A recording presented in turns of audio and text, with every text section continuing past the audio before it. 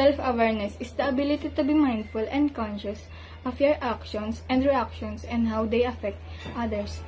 When life gets tough, it's easy to slip into the subconscious state to cope and pain or discomfort. Practicing self-awareness helps you heal, build healthy habits, and initiate behavioral change that aligns with your internal values.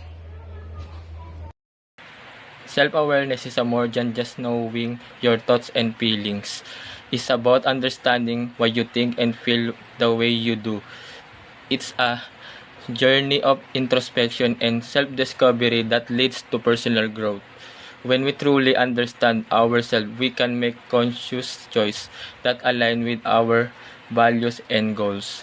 Self-awareness empowers us to build stronger relationship, overcome challenge, and live a more fulfilling life.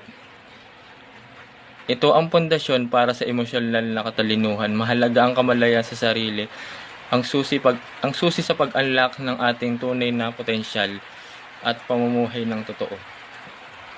Adaptability is one of the top 5 skills that employers seek in their employees and more so in leaders. Adaptable people are able to manage unexpected events and remain calm in the face of change. That means being okay when things don't go according to plan. Ang adaptable people daw po is he or she can manage any situations that happen even not according to plan, and he or she can solve the problem. Leaders need to work with their teams to overcome challenges and quickly pivot to pursue new opportunities. Moreover, different situations will require different leadership styles to suit the circumstances.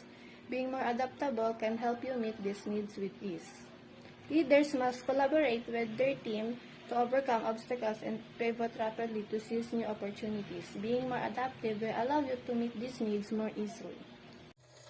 Being adaptable can also help you reduce stress as a leader and among your team as you manage the ever-changing economy and labor market.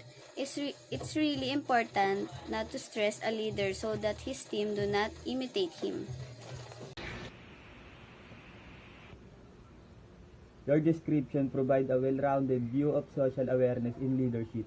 It outlines how crucial skills like empathy, active listening, cultural competency, and perspective taking contribute to effective leadership.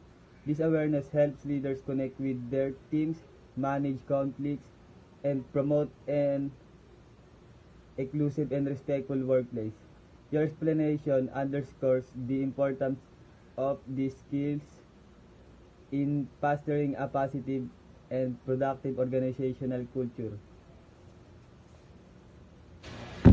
Example of social awareness is the ability to understand and empathize with the emotions and perspective of others, particularly those from diverse backgrounds. It involves recognizing social, interpreting emotions, and responding in various social contexts.